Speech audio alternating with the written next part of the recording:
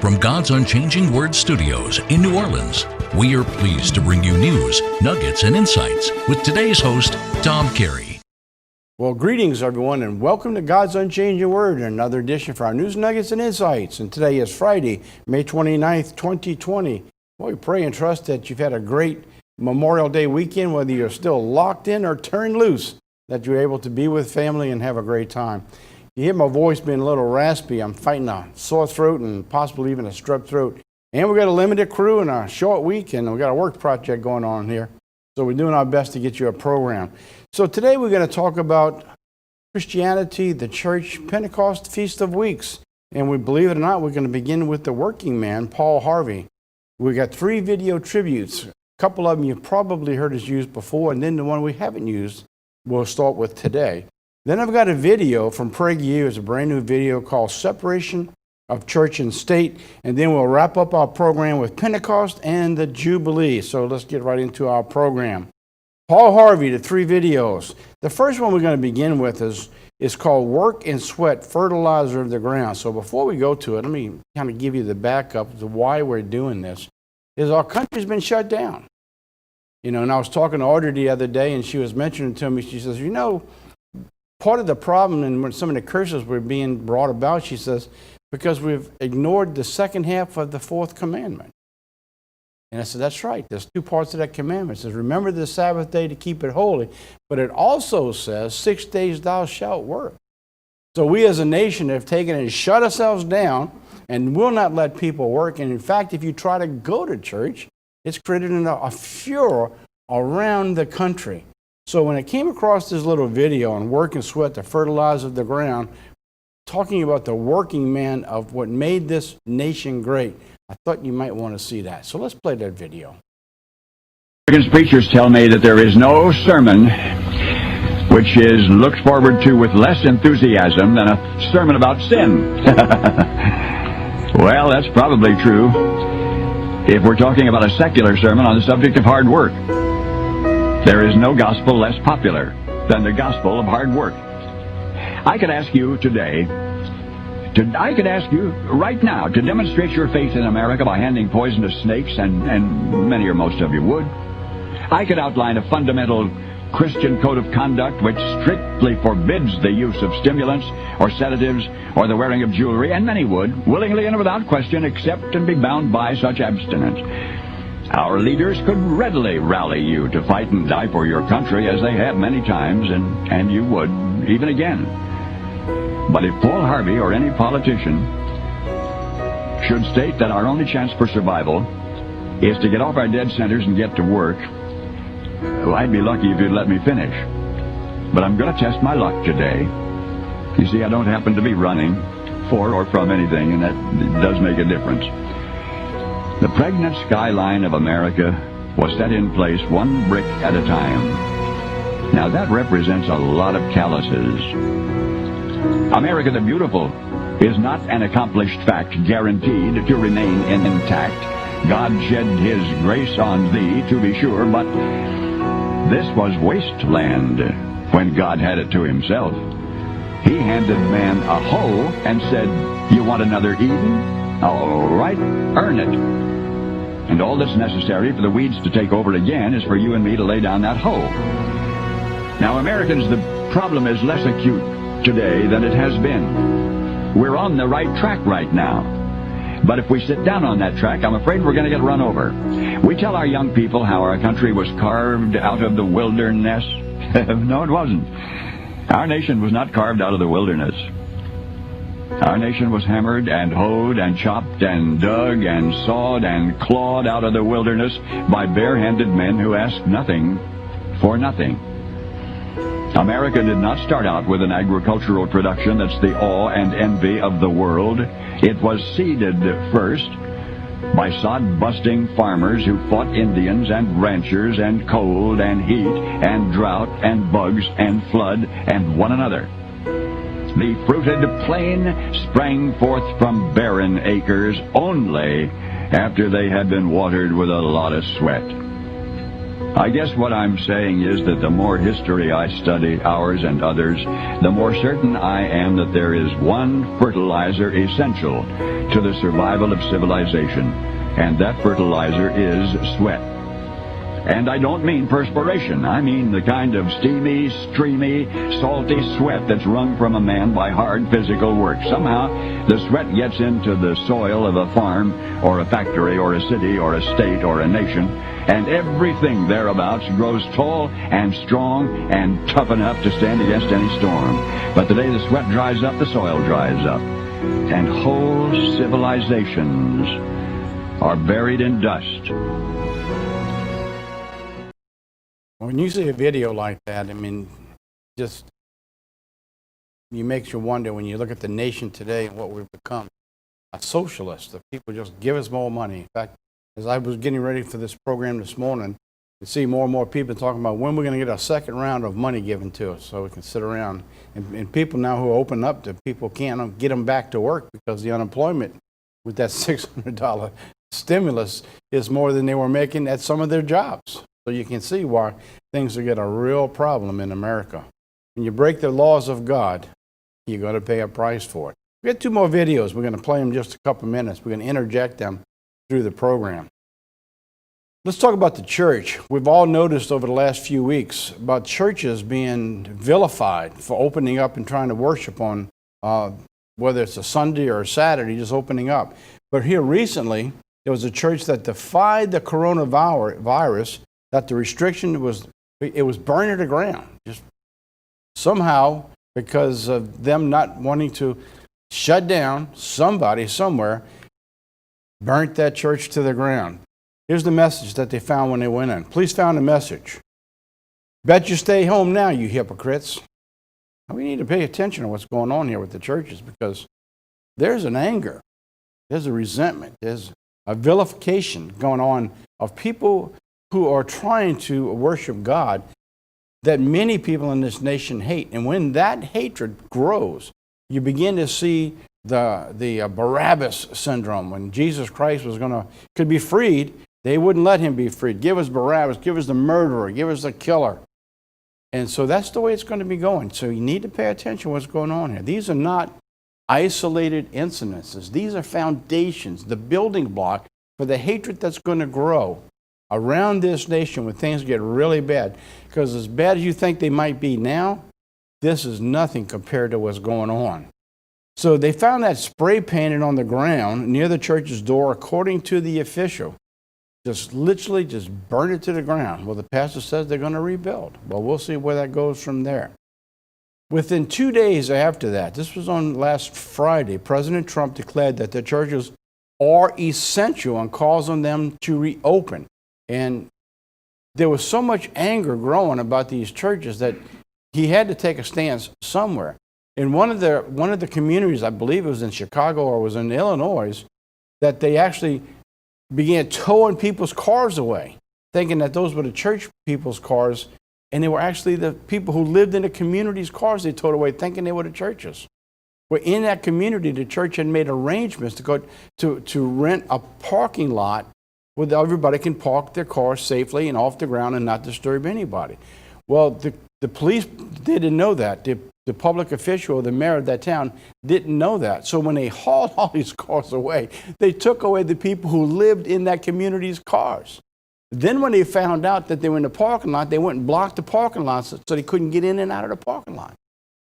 I mean, this is just absolute unbelievable actions going on in America. Now, you can understand if this was some socialist country over in Europe, pre-World War II, country like in Germany, but here in America, unbelievable. That goes against the First Amendment of the Constitution. So now, he opens up and demands that the churches be the essential. This is what he said. President Donald Trump on Friday labeled churches and other houses of worship as essential and called on the governors nationwide to let them reopen this weekend through some of the areas remain under coronavirus lockdown. The president threatened to override governors who defy him, but it was unclear what authority he had to do so. So let's play the video. It's just a couple minutes long. It was short, to the point, and succinct. All right, let's play the video. At my direction, the Centers for Disease Control and Prevention is issuing guidance for communities of faith. I want to thank Dr. Redfield and the CDC for their work on this matter and all the other work they've been doing over the past, what now seems like a long period of time. Today, I'm identifying houses of worship, churches, synagogue,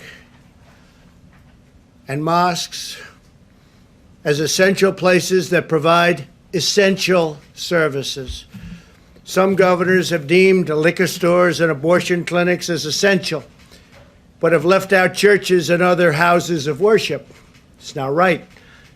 So I'm correcting this injustice and calling houses of worship essential. I call upon governors to allow our churches and places of worship to open right now.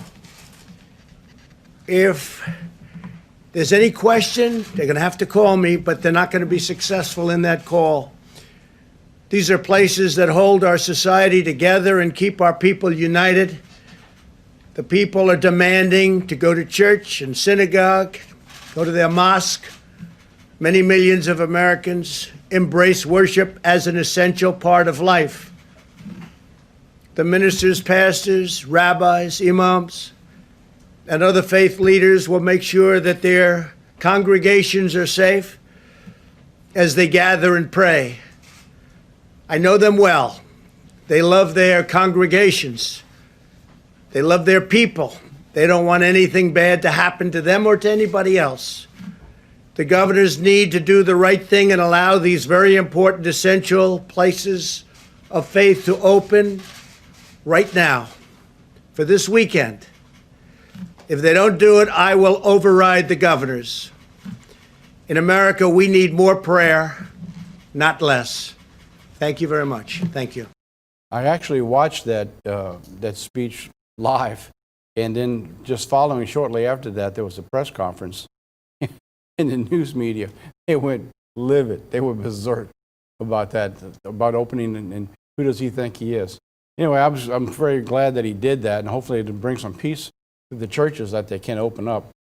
Then again, as I was watching that, the one sad thing that brings about in that he talked about the mosque that opens up. And I don't know if you realize this, but maybe we'll bring this up at a later News Nuggets and Insights, and we covered this during the Constitutional Christian, that when America was founded, and we developed the Constitution. It was ratified in 87, completed in, believe it or not, 1789, when the final signature went on for all 13 states.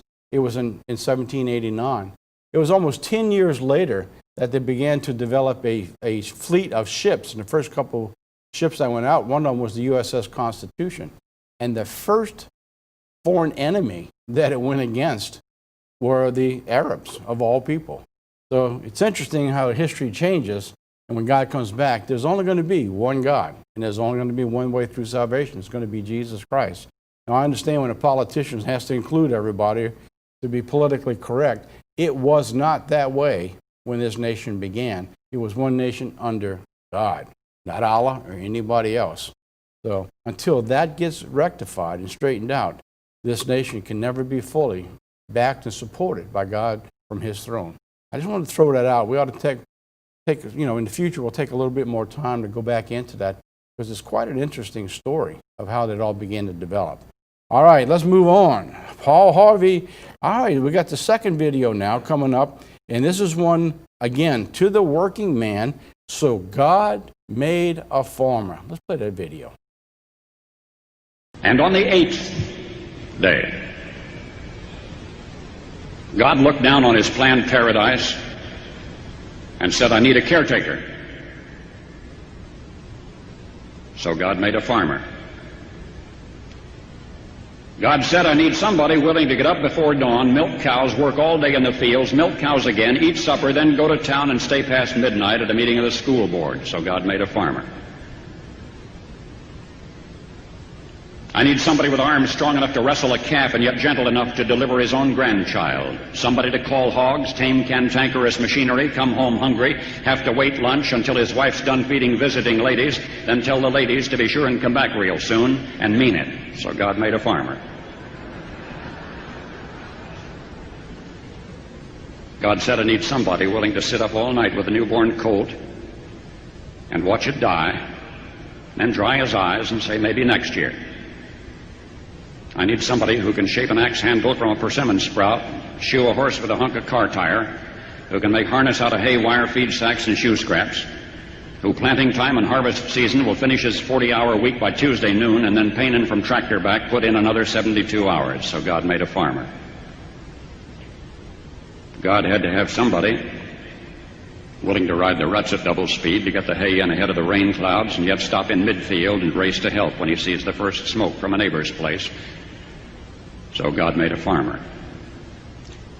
God said, I need somebody strong enough to clear trees and heave bales, yet gentle enough to yean lambs and wean pigs and tend the pink-combed pullets, who will stop his mower for an hour to splint the broken leg of a meadowlark. It had to be somebody who'd plow deep and straight and not cut corners, somebody to seed, weed, feed, breed, and rake and disc and plow and plant and tie the fleece and strain the milk and replenish the self-feeder and finish a hard week's work with a 5-mile drive to church. Somebody who'd bail a family together with the soft, strong bonds of sharing, who would laugh and then sigh and then reply with smiling eyes when his son says that he wants to spend his life doing what Dad does. So God made a farmer. You want to be a farmer? Go spend a couple weeks with them. That's a lot of work. I did that one summer when I was out of work. I said, well, I was out in the country. I said, well, I'd be a farmer. But my goodness, that is a lot of work.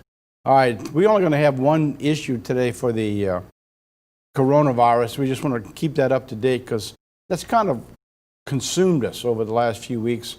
So we're just trying something a little more upbeat as we get closer to Pentecost this weekend. But I want to bring us up to date so we can track this, see where we are. We're picking up from May 5th. 252 deaths and 33,600,000 people affected. Following week, just a couple weeks ago, it went up by 600,000. That's been the average, 500 to 600,000. 286,000 deaths. And then last week, we saw it rose all the way to 44.8 million people, which was another 600,000, with 319,000 people dying. So you can see it's almost been consistent. And it doesn't look like it wants to slow down around the world. Then today, as we're taping on Tuesday, May 26th, 346,000 deaths and 5.5 million people around the world. So it's going up to 700,000 people almost this past week. So it seems pretty well consistent. It's kind of like it's reaching a peak of how many per week that's going on around the world. I don't know. How does it ever stop if it just keeps catching new people that's going on? You have to wonder what's going on. And you don't know who to believe. You listen to the news people and you listen to governors and mayors, and it's just like everybody's got their own ideas. It's just unbelievable what's been going on with that. So we're going to go back into that again, beginning next week. But we've been covering not just the news, because you can get that anywhere. What we've been trying to cover is keep you abreast of the reactions of things that's going to happen down the road and the foundation that all of this has been laying. So now let's take a look at this video from PragerU. This just came out by them this past week. What does separation of church and state mean? Surprisingly, a lot of people have no idea what this actually means, a separation of church and state. And they do a pretty good job with this in just 5 minutes. Let's play that video. Almost everyone has heard of the doctrine of the separation of church and state. Most Americans believe that it's in the United States Constitution. But there is no such phrase in the Constitution, and there never was, for a simple reason.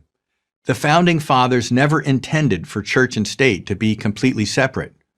They saw religion, specifically religions based on the Bible, as indispensable to the moral foundation of the nation they were creating.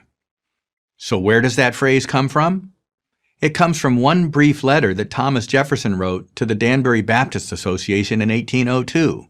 At the end of a very long sentence in which Jefferson affirms his conviction that religious belief should be a private matter and that the government should not interfere with such matters, he uses the phrase, building a wall of separation between church and state.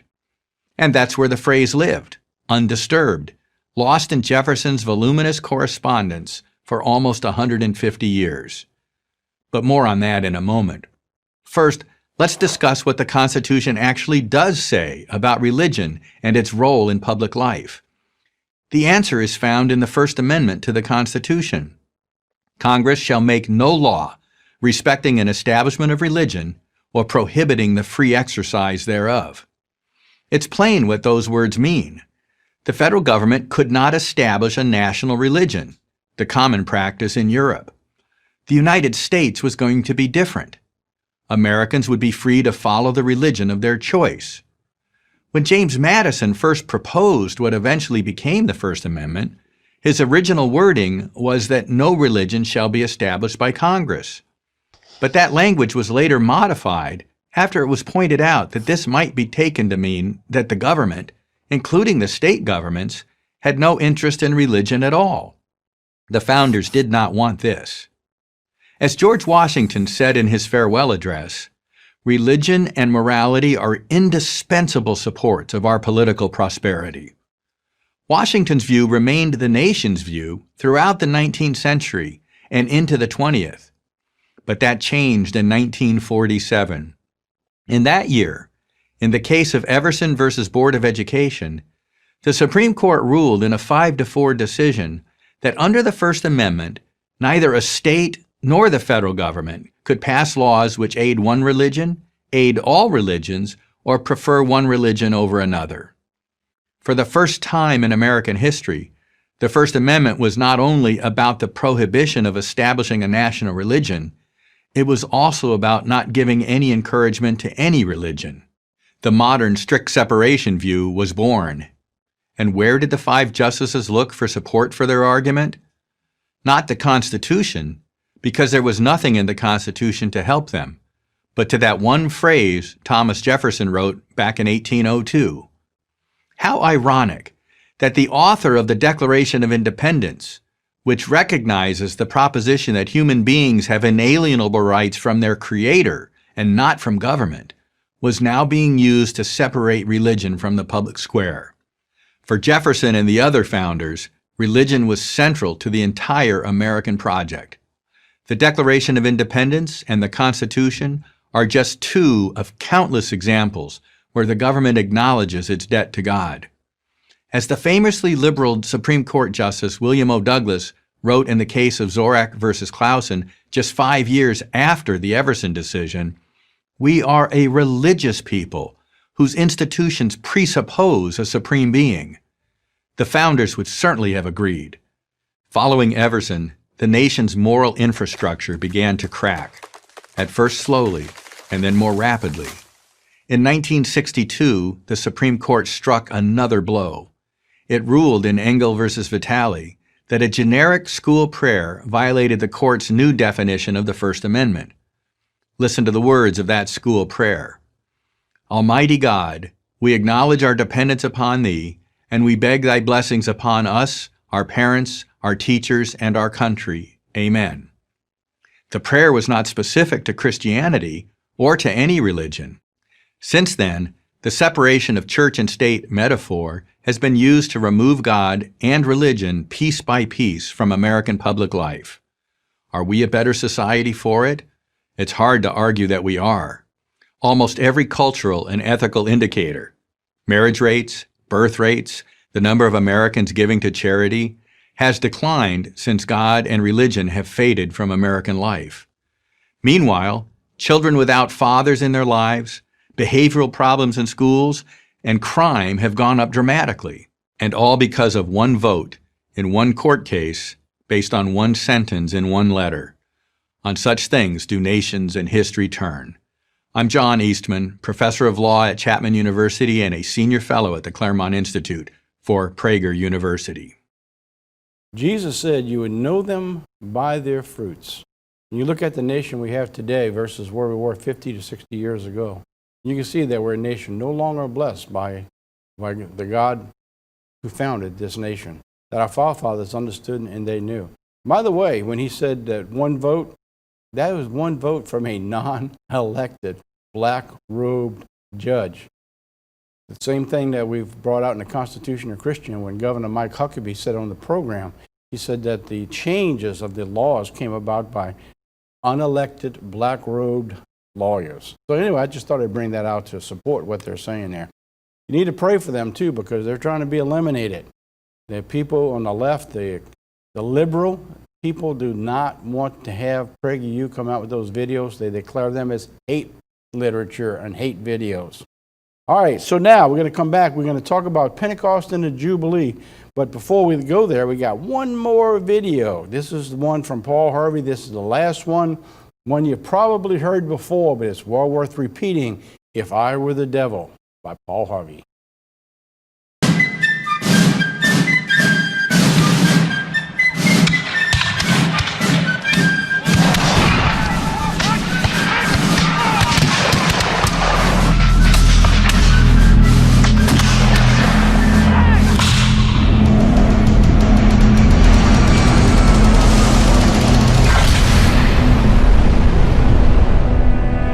If I were the devil, if I were the prince of darkness, I'd want to engulf the whole world in darkness, and I'd have a third of its real estate and 4/5 of its population, but I wouldn't be happy until I had seized the ripest apple on the tree. Thee. So I'd set about, however necessary, to take over the United States. I'd subvert the churches first. I'd begin with a campaign of whispers. With the wisdom of a servant, I would whisper to you as I whispered to Eve, do as you please. To the young, I would whisper that the Bible is a myth. I would convince them that man created God instead of the other way around. I would confide that what's bad is good and what's good is square. And the old, I would teach to pray after me, Our Father, which art in Washington. And then I'd get organized. I'd educate authors in how to make lurid literature exciting so that anything else would appear dull and uninteresting. I'd threaten TV with dirtier movies and vice versa. I'd peddle narcotics to whom I could. I'd sell alcohol to ladies and gentlemen of distinction. I'd tranquilize the rest with pills.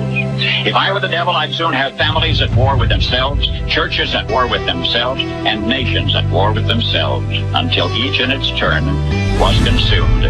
And with promises of higher ratings, I'd have mesmerizing media fanning the flames.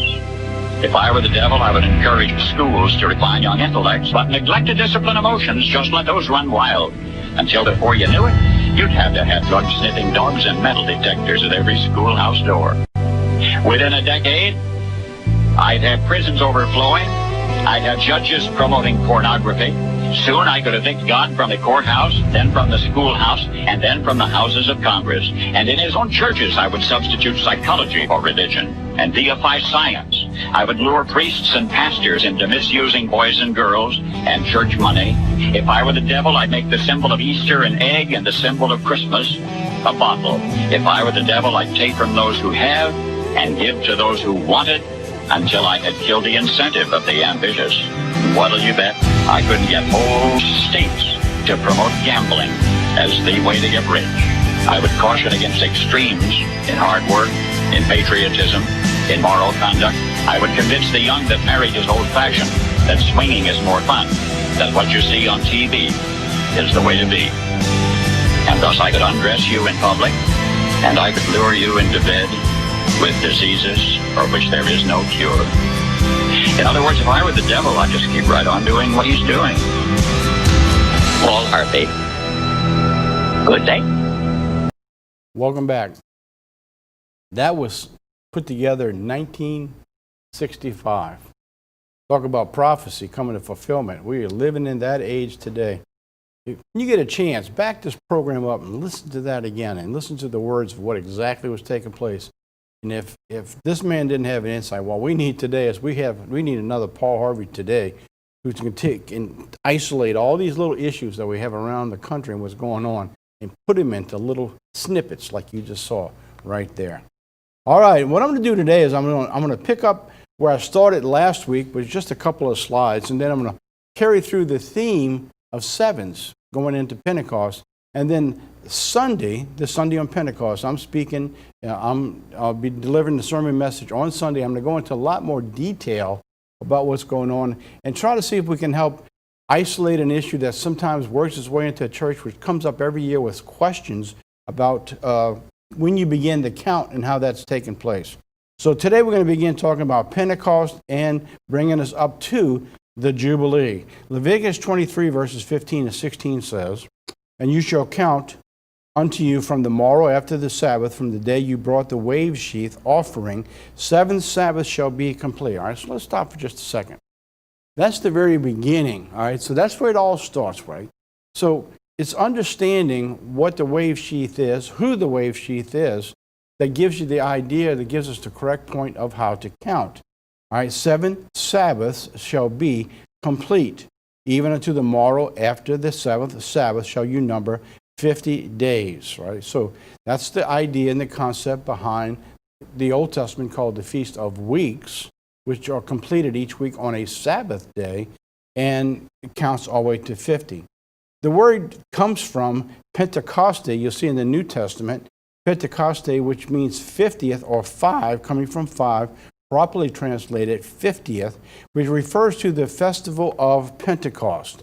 It's a one-day festival celebrated at the end of the barley harvest. That's in the spring harvest of the year. So what does the 50th actually represent? It's amazing that we here in America have 50 states. Amazing what God had done, which represents, believe it or not, we'll see through this program and also on Sunday, freedom. 50 means freedom. Everything goes back to its rightful owner. So let's take a look at that and see if we can get a foundation for what we're looking at. So we begin with the crucifixion week, where God says you begin the counting. It works within the 7 days of unleavened bread for your counting on the crucifixion week. So if you've been in the church, you understand that Jesus Christ was not crucified on a Friday. He was cut off in the midst of the week or the middle of the week, which was a Wednesday. So here you have Crucifixion Wednesday. Thursday is the first day of unleavened bread, and it is a holy day or a Sabbath, an annual high Sabbath.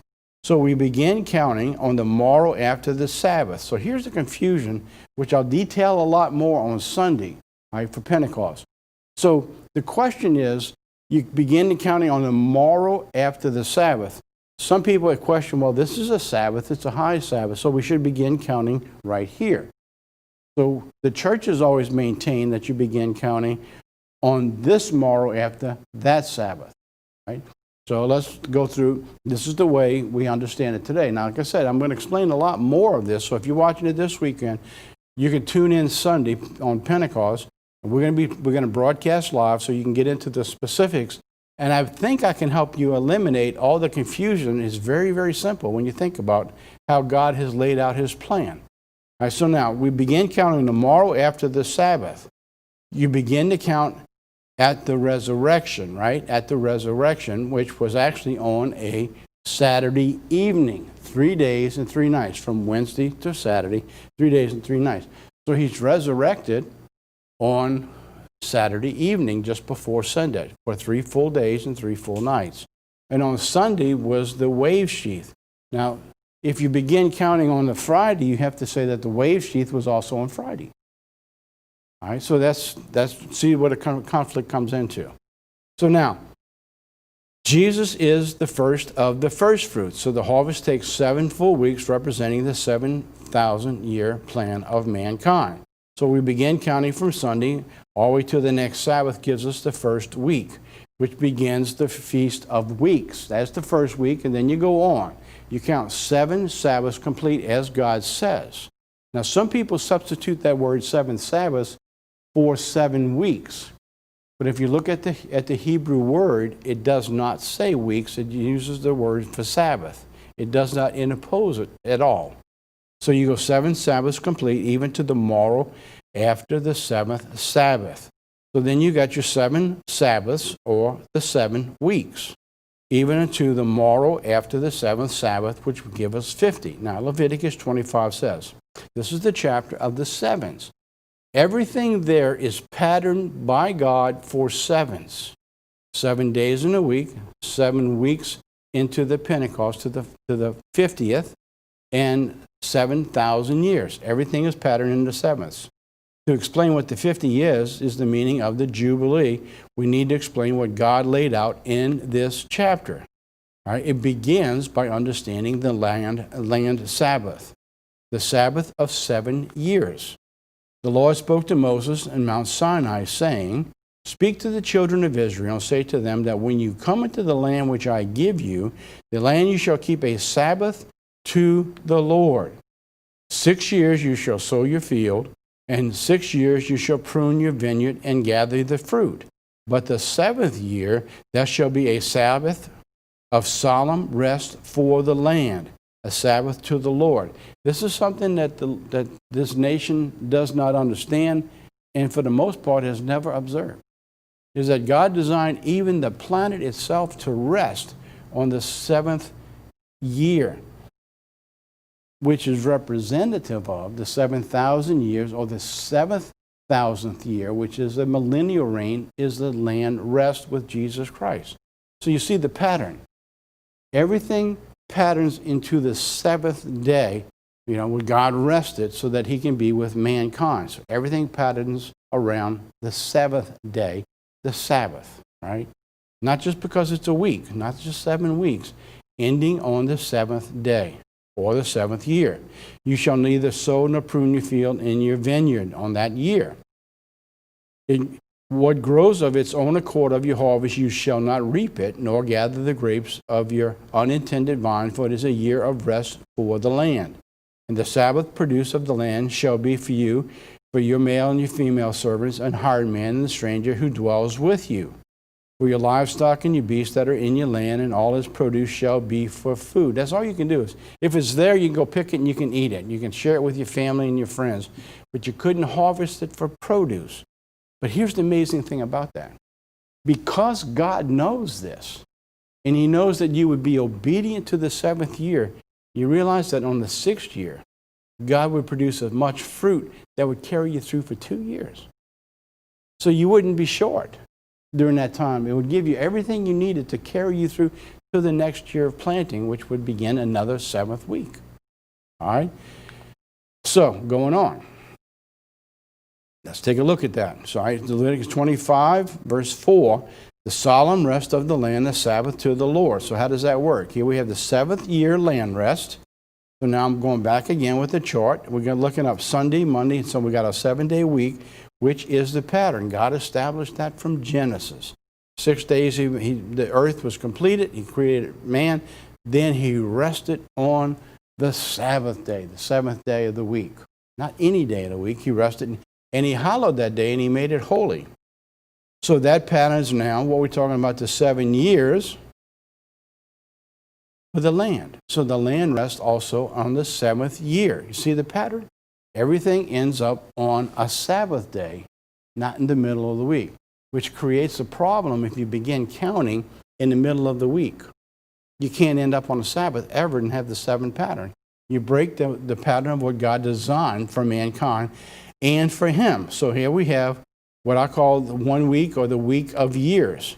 So now we begin working the week of the years, and the pattern continues now. Now it goes into the pattern of the Jubilee. All right, so you have the 7 days of the week, you have the 7 years. Now we're going to come 7 years of years. It says, and you shall count seven Sabbaths of years for yourself, 7 times 7 years. And the time of the 7 Sabbaths of years shall be to you 49 years.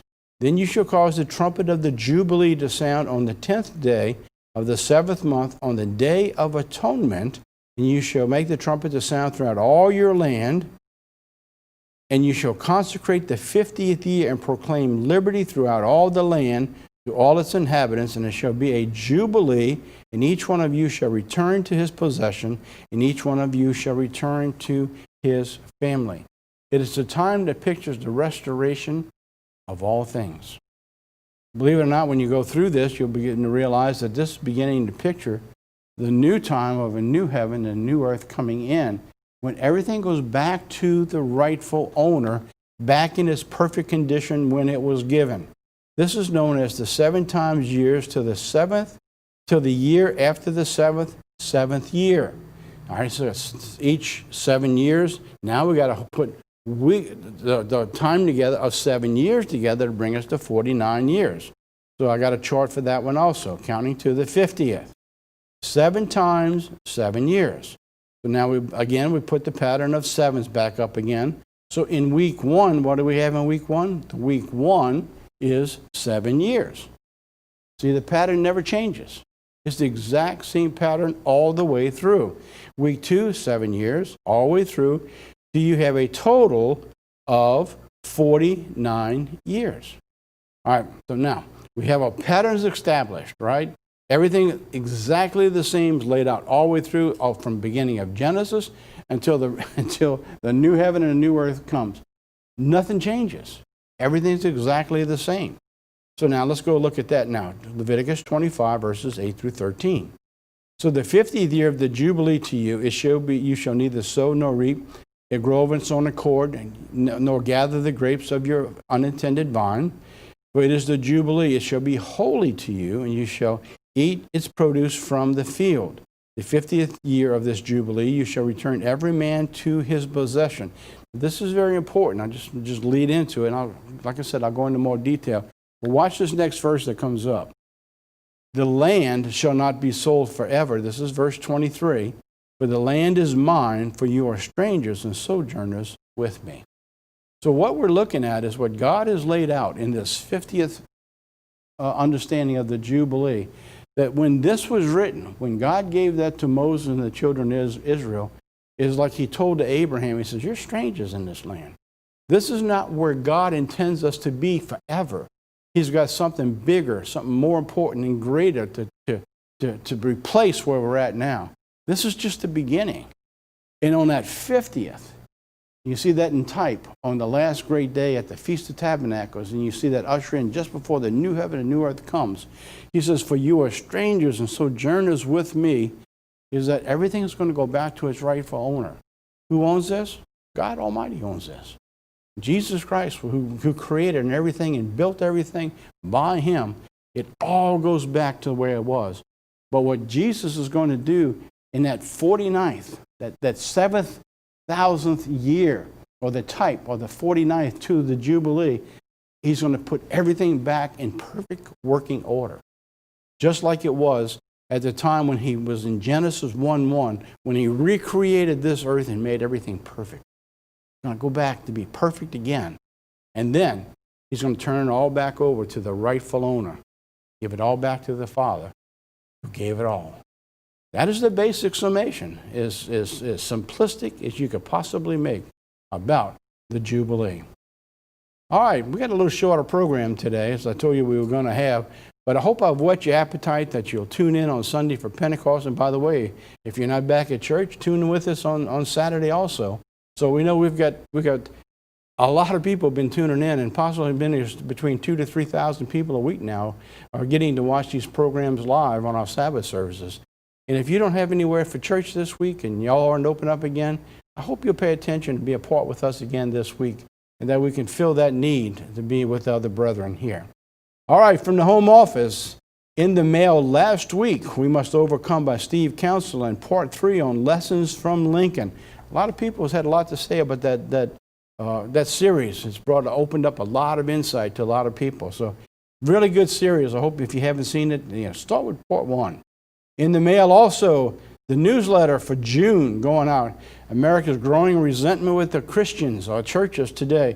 And then I got a whole brand new series, not a series, but a brand new sermon I'm going to deliver in just 2 weeks. It's called The Coming Age of Conspiracies and False Prophecies.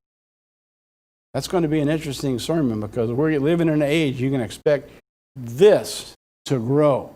Conspiracies and false prophecies. What's interesting, I was mentioning last week, so I didn't have to rush. I get a chance to say a few extra words for you. This coronavirus came in, everybody caught them all by surprise. Nobody was expecting it. So all the prophecy and the conspiracy theorists, they were gone. Nobody knew what to say, it just hit them. Like somebody said, it was a black swan event. Nobody knew that was coming. And so there it is. But there's a lot of information that God put in his Bible that's going to happen, and Satan's going to use to thwart it and to change it. And I'm going to begin talking about that in 2 weeks in conspiracies and false prophecies. So you won't miss that one either. All right, next week, the new sermon, as I just mentioned, will be actually just one more week from the time you see this Sabbath.